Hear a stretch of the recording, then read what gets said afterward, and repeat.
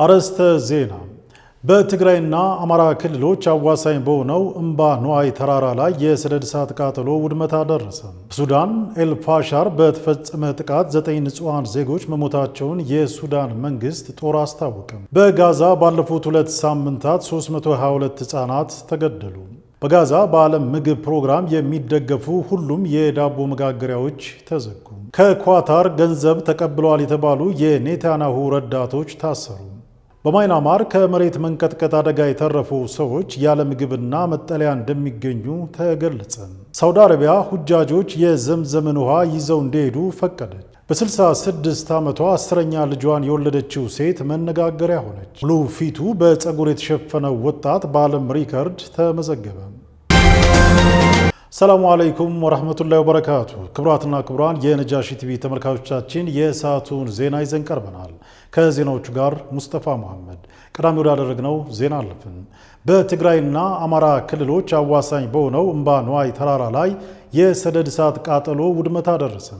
የአበርገሌ የጭላ ወረዳና ዋግምራ ልዩ ዞን አበርገሌ ወረዳ አዋሳኝ በሚገኘው እምባ ነዋይ በተባለ ግዙፍ ተራራ የተከሰተ እሳት በደንና በእንስሳት ቀለብ ላይ ከፍተኛ ጉዳት ማድረሱን የወረዳው አስተዳደር አስታወቀም። ቃጠሎው መነሻ በቦታው የሚካሄደው ህገወጥ የክሰል ማክሰል ስራ ሲሆን አሁን የእሳት ቃጠሎው በራሱ ጊዜ ሊቆም ችሏል ተብሏል። የእሳት ቃጠሎ አደጋው 70 ሄክታር የሚሸፍን ደንና ሳር ሲያወድም በአቅራቢያው የነበረ የአርሶ አደሮች የተከመረ የእንስሳት መኖ ሙሉ በሙሉ አቃጥሏል። የእሳት ቃጠሎው ከተራራው በታች የሚኖሩ 50 አርሶ አደሮች እንዲፈናቀሉ ምክንያት ሲሆን በቃጠሎው ምክንያት በተራራው ይኖሩ የነበሩ የዱር እንስሳት ተሰደዋል። በሰውና በእንስሳት ህይወት የደረሰ የሞት አደጋ የለም የተባለ ሲሆን የእሳት ቃጠሎው ትናንት መጋቢት 23 2017 በራሱ ጊዜ ሊቆም መቻሉም የወረዳው አስተዳደር አረጋግጧል። የሰው ልጅ ለኑሮ ምቹ የሆኑ አካባቢዎችን በተለያዩ ቅድመ ሁኔታዎችና ምክንያቶች ይመርጣል። በተለይም ባለጸጋ የሚባሉ የማህበረሰባችን ክፍሎች የሚኖሩበትን አካባቢ በጥንቃቄ ይመርጣሉ። ይህም ከመኖሪያነት በዘለለ ላላቸው ስራና ለአኗኗር ሁኔታቸው ተስማሚና ከነርሱ ቅንጡ አኗኗር ጋር የሚስማማ መሆኑን በደንብ ያረጋግጣሉ። በዓለማችን ሰዎች በተስማሚነታቸው የሚመርጧቸውን ቦታዎች የትኞቹ እንደሆኑ ዛሬ ወደ እናንተ እናደርሳለን። ሀት ከማል አዘጋጅተዋለች። የሰው ልጆች በዓለም ላይ ለኑሮ የሚመርጧቸውን አካባቢዎች በብልሃትና በጥንቃቄ በማስተዋል ይመርጣሉ። የዓለማችን ቢሊዮነሮችና ባለጸጋዎች ደግሞ የሚኖሩባቸውን ከተሞች በጥንቃቄ እንደሚመርጡ ይጠቀሳል። ሁሉም ከተሞች የሚታወቁባቸው የየራሳቸው መልካምና መጥፎ ሁኔታዎች አሏቸው። በተለይም ባለጸጋዎች ለስራቸውና ለሕይወታቸው የሚስማሟቸውን ከተሞች በጥንቃቄ የሚመርጡ ሲሆን ተመራጭ ከተሞችም እንደሚከተለው አዘጋጅተንላቸዋል። ከዓለማችን ቢሊዮነሮች ውስጥ 543ቱ የሚኖሩት በ20 ከተሞች ውስጥ ሲሆን የአሜሪካዋ ኒውዮርክ 340 ሺህ ሚሊዮነሮችና 59 ቢሊዮነሮች መኖሪያ በመሆን ቀዳሚና ተመራጭ ከተማ ተብላለች። የጃፓኗ መዲና ቶኪዮ ደግሞ 305 ሺህ ሚሊዮነሮችና 12 ቢሊዮነሮች ይኖሩባታል። ሌላኛዋ የአሜሪካ ሳን ፍራንሲስኮ ከተማ 276 ሺህ ሚሊዮነሮችና 26 ቢሊዮነሮችን በማኖር ሶስተኛዋ የባለጸጋዎች መኖሪያ ከተማና ተመራጭ ከተማ እንደሆነችም ተገልጿል። የእንግሊዝ መዲና የሆነችው ለንደን ከተማ አራተኛዋ የዓለማችን ባለጸጋዎች መኖሪያ ስትሆን 272400 ሚሊዮነሮችና 38 ቢሊዮነሮች ይኖሩባታል። ከእስያ አህጉር ደግሞ ቀዳሚዋ የባለጸጋዎች መኖሪያ ምርጫ የሆነችው ሲንጋፖር ስትሆን 250 ሺህ ሚሊዮነሮችና 62 ቢሊዮነሮች ይኖሩባታል። ሌላኛዋ የአሜሪካ ከተማ በሆነችው ሎስ አንጀለስ ደግሞ 192 ሺህ ሚሊዮነሮችና 34 ቢሊዮነሮች እንደሚኖሩባትም ተገልጿል። እንዲሁም በቺካጎ ደግሞ 160 ሚሊዮነሮችና 28 ቢሊዮነሮች ይኖራሉ። የዓለማችን ሁለተኛዋ ባለግዙፍ ኢኮኖሚ ባለቤት ሀገር የሆነችው የቻይና መዲና ቤጂንግ ደግሞ 131 ሺህ ሚሊዮነሮችና 44 ቢሊዮነሮች ይኖሩባታል ተብሏል። ሌላኛዋ የቻይና የቴክኖሎጂ ከተማ በሆነችው ሻንጋይ ከተማ ደግሞ 130 ሺህ ሚሊዮነሮችና 42 ቢሊዮነሮች እንደሚኖሩባት ተገልጿል። የአውስትራሊያዋ ሲድኒ ደግሞ 129 ሺህ ሚሊዮነሮችና 16 ቢሊዮነሮች እንዲሁም ሆንግ ኮንግ 125 ሚሊዮነሮችና 28 ቢሊዮነሮች ይኖሩባታል ተብሏል። የጀርመኗ ፍራንክፈርት ደግሞ ከአውሮፓ ከተሞች ውስጥ በባለጸጋዎች የምትወደድ ከተማ ስትሆን 117 ሺህ ሚሊዮነሮችና 17 ቢሊዮነሮች እንዲሁም ዙሪክ ከተማ ደግሞ 105 ሚሊዮነሮችና 12 ቢሊዮነሮች ይኖሩባታል። የደቡብ ኮሪያ መዲና ሴኡል፣ ሜልቦርን፣ ጄኔቫ እና ፓሪስ ከተሞች በተጨማሪነት የዓለማችን ባለጸጋዎች ለኑሯቸውና ስራቸው የሚመርጧቸው ከተሞች እንደሆኑም ተገልጿል። ኒውዮርክ ከተማ በአጠቃላይ 3 ትሪሊዮን ዶላር ሀብት ያላቸው ባለጸጋዎች የሚኖሩባት ሲሆን ቶኪዮን በአክሲዮንና ኢንሹራንስ ዘርፍ የተሰማሩ የዓለማችን ባለጸጋዎች ይመርጧታል። መረጃውን ከአልአይንና ከስታቲስቲካ አግኝተነዋል። በሱዳን ኤልፋሻር በተፈጸመ ጥቃት 9 ንጹሃን ዜጎች መሞታቸውን የሱዳን መንግስት ጦር አስታወቀም። በሱዳን ሰሜናዊ ዳርፉር ግዛት ዋና ከተማ ኤልፋሻር ሁለት በተፈጸመው ጥቃት ቢያንስ 9 ሰላማዊ ሰዎች ሲገደሉ 17 ሰዎች ቆስለዋል። ኤልፋሻር ከግንቦት 2004 ጀምሮ በሰራዊቱና በፈጥኖ ደራሽ መካከል ደም አፋሳሽ ግጭቶችን አስተናግዳለች። ይህም አብዛኛዎቹን ነዋሪዎቿን አፈናቅሏል። ጦርነቱ የበርካታ ንጹሃን ዜጎች ሕይወት የቀጠፈ ብሎም ከፍተኛ ውድመት ያደረሰ ሲሆን ሆስፒታሎችንና የውሃ ምንጮችን ጨምሮ መሠረተ ልማቶችን በከፍተኛ ሁኔታ አውድመዋል። የጦር ሰራዊቱ 6ኛ እግረኛ ክፍለ ጦር በሰጠው መግለጫም የፈጥኖ ደራሽ ድብደባ የጀመረው በማለዳው ነው ብሏል። መግለጫው አክሎም የመከላከያ ሰራዊትና አጋር የታጠቁ የንቅናቄ ተዋጊዎች የጋራ ኃይል በፈጥኖ ደራሽ የመሬት ጥቃቶች መክሸፋቸውን አመልክተዋል። ሰራዊቱ መድፍ 4 የሚጠጉ የፈጥኖ ደራሽ ተሽከርካሪዎችን አውድሞ በደርዘን የሚቆጠሩ የፈጥኖ ደራሽ ተዋጊዎችን ገድሏል ሲልም መግለጫው አስታውቋል። የጦር አውሮፕላኖች ከደቡብ ምስራቅ ወደ ኤልፋሻር ለመግባት ሲሞክሩ በነበሩ የፈጥኖ ደራሽ የአቅርቦት ኮንቮይ ላይ በማነጣጠር የአየር ድብደባ በመፈጸም 12 የውጊያ መኪኖችን ማውደማቸውም ተገልጿል። ጥቃቱ የፈጥኖ ደራሽ ቡድኖች ከከተማ ወደ ምዕራብ እንዲመለሱ በማድረግም ሰራዊቱና አጋሮቹ ወደፊት እንዲራመዱ እንዳስቻላቸውም አክለዋል። ፈጥኖ ደራሹ በቅርብ ወራት ውስጥ በኤልፋሻር ላይ ያለውን ከበባ አጠናክሯል። የሱዳን ጦርም በሰፊው የዳርፉር ክልል የመጨረሻውንና ዋና ምሽግ ለመያዝ ሙከራውን አጠናክሮ ቀጥሏል። ነገር ግን ካርቱምን በስትራቴጂካዊ ውሳኔ ነው ለቀን የወጣ ነው የሚሉት ፈጥኖ ደራሾች የመጨረሻውን የዳርፉር ምሽጋቸውን ለማስጠበቅ በሚያደርጉት ትግል ለ2 ዓመት ገደማ የዘለቀው ጦርነት አሁንም ደም አፋሳሽ ሆኖ መቀጠሉ አይቀሬ ነው እንዲባል አስገድዶታል። በጋዛ ባለፉት 2 ሳምንታት 322 ሕፃናት ተገደሉ። እስራኤል እንደ አዲስ ባለፉት 2 ሳምንታት በጋዛ በጀመረችው ጥቃት 322 ሕፃናት መገደላቸውን የተባበሩት መንግስታት አስታውቋል። በተጨማሪም በዚህ ወቅት ቢያንስ 609 ሕፃናት መቁሰላቸውን የተባበሩት መንግስታት የሕፃናት መርጃ ድርጅት ዩኒሴፍ አስታውቋል። የጋዛ የተኩስ አቁም ለሕፃናቱ የወደፊት ሕይወታቸውን የሚያስቀጥል እንዲሁም የማገገም ተስፋን የከፈተ ነበር ሲሉ የዩኒሴፍ ዋና ዳይሬክተር ካትሪን ራሴል ተናግረዋል። አክለውም ነገር ግን ሕፃናቱ እንደገና አዙሪቱ ወደማያልቀው አስከፊ ጥቃቶች እንዲገቡ አድርጓቸዋል ብለዋል። የጋዛ የተኩስ አቁም ስምምነት የመጀመሪያው ምዕራፍ ከተጠናቀቀ በኋላ እስራኤል ከ2 ሳምንት በፊት እንደ አዲስ ጥቃቷን አጠናክራ ቀጥላለች። እስራኤል የመጀመሪያው ምዕራፍ የተኩስ አቁም ስምምነትን መራዘምን ሐማስ እንዲቀበል ትፈልጋለች። ሐማስ በበኩሉ ሁሉም ታጋቾች እንዲለቀቁ እንዲሁም እስራኤል ጦር ከጋዛ ሙሉ በሙሉ እንዲወጣና ዘላቂ መረጋጋትን ማምጣት ያለመው ሁለተኛው ምዕራፍ ተግባራዊ ይሆን እያለ ነው። ሆኖም እስራኤልና አሜሪካ ስምምነቱን በመቀየር አንደኛው ምዕራፍ እንዲራዘምና ታጋቾች እንዲለቀቁ ለማድረግ እየሞከሩ ነው።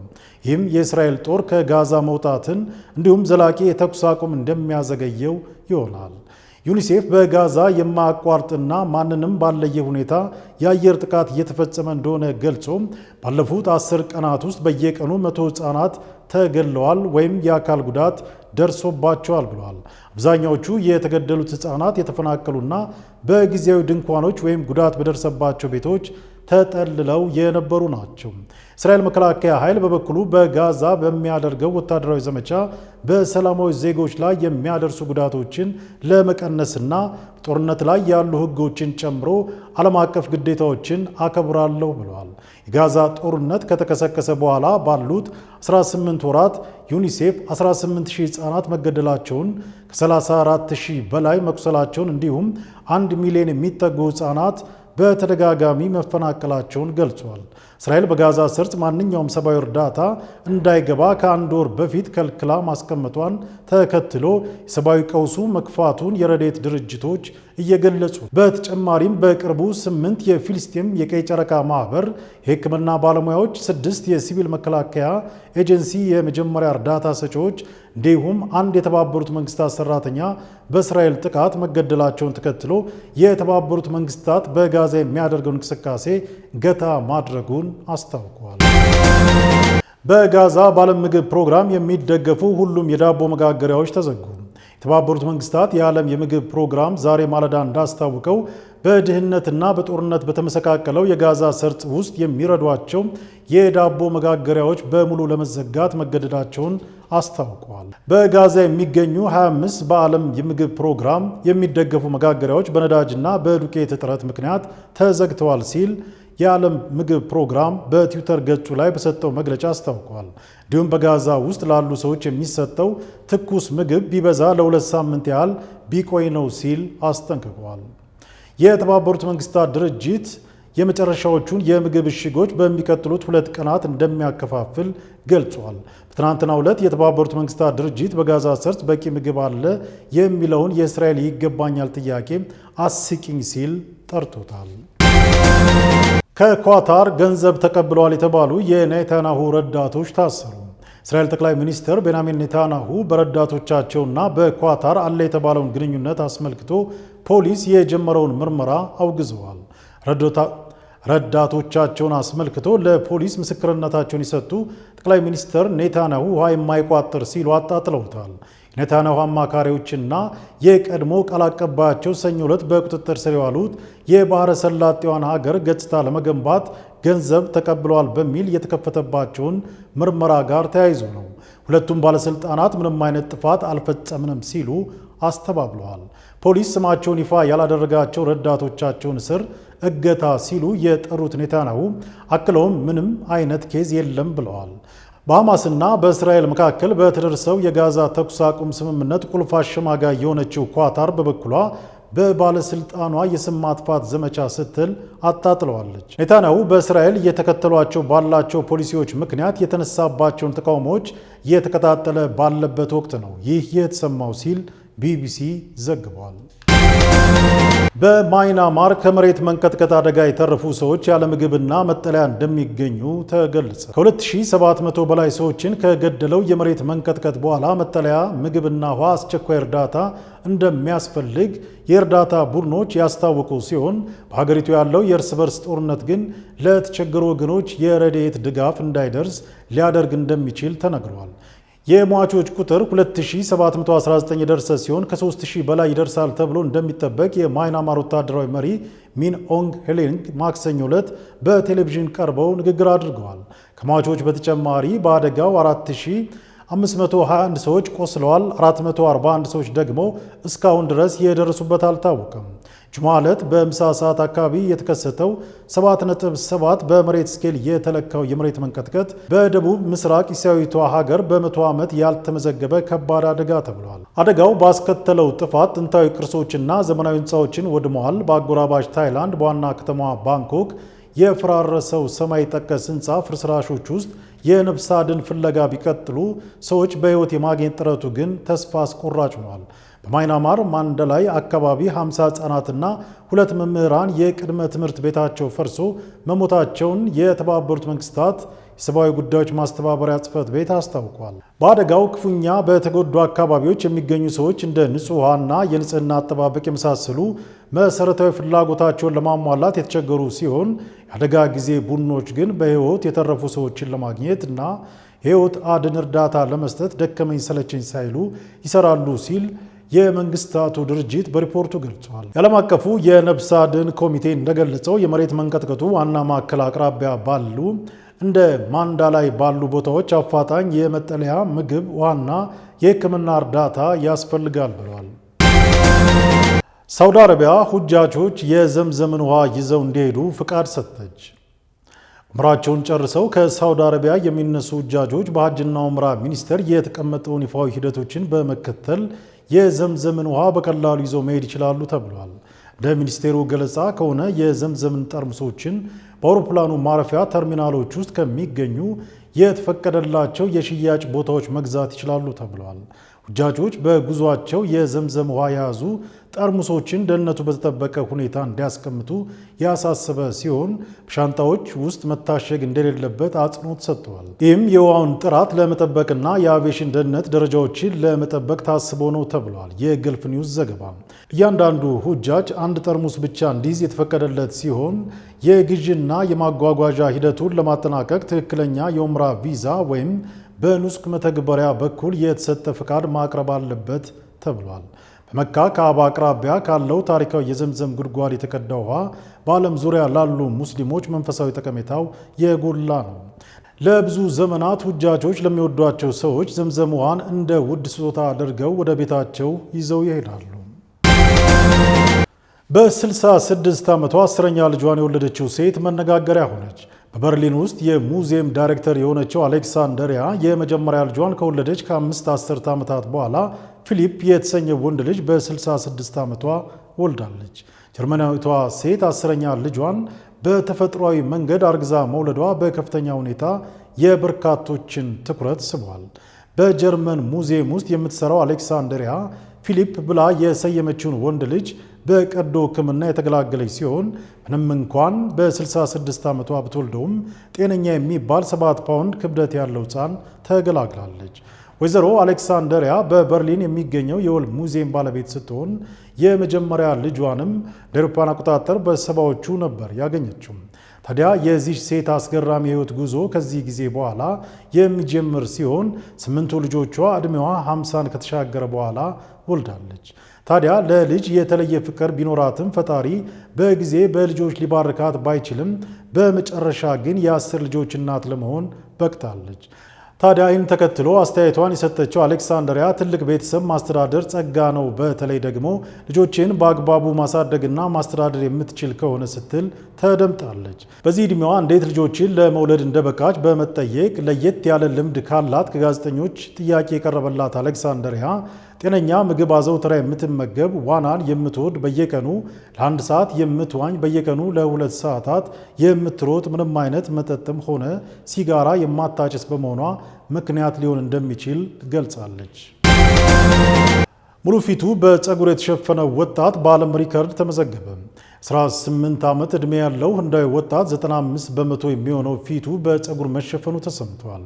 ላሊት ፓቲዳር የተባለው ወጣት 95 በመቶ የሚሆነው ፊቱ በፀጉር በመሸፈኑ የዓለማችን ፀጉራሙ ፊት ባለቤት አስብሎታል። ላሊት ከመካከለኛው ዘመን ጀምሮ በዓለም ዙሪያ ከተመዘገቡት 50 መሰል ክስተቶች መካከል አንዱ ሲሆን ይህ ክስተት ደግሞ ከቢሊየን ውስጥ አንዴ የሚያጋጥም እንደሆነም ነው የሚነገረው። ብዙ ሰዎች ሲያገኙት በድንጋጤ አፍጠው እንደሚመለከቱት፣ አንዳንዶች ደግሞ አስጸያፊ አስተያየቶችን እንደሚሰጡት በማዘን ይናገራል። በትምህርት ቤት ውስጥ ያሉ ሌሎች ልጆች ለመጀመሪያ ቀን ሲያዩት እንደፈሩት የተናገረው ወጣቱ ይፈሩኝ ነበር፣ ግን እኔን ማወቅ ሲጀምሩና ሲያወሩኝ ከነሱ የተለየው እንዳልሆንኩ ተረዱኝ። እናም እኔ የተለየ ነገር በውጫዊ አካሌ ላይ ነው፣ ከውስጤ ግን የተለየው አይደለውም ሲል ገልጿል። የዓለምን ትኩረት የሳበው ላሊት በዩቲዩብ ቻናሉ የዕለት ተዕለት ሕይወቱን ለሌሎች ሰዎች ያጋራል። የዓለም ትኩረትን የሳበው ላሊት ባልተለመደ ሁኔታ ፊቱ ፀጉራማ በመሆኑ የዓለምን ሪከርድ ሊይዝ ችሏል።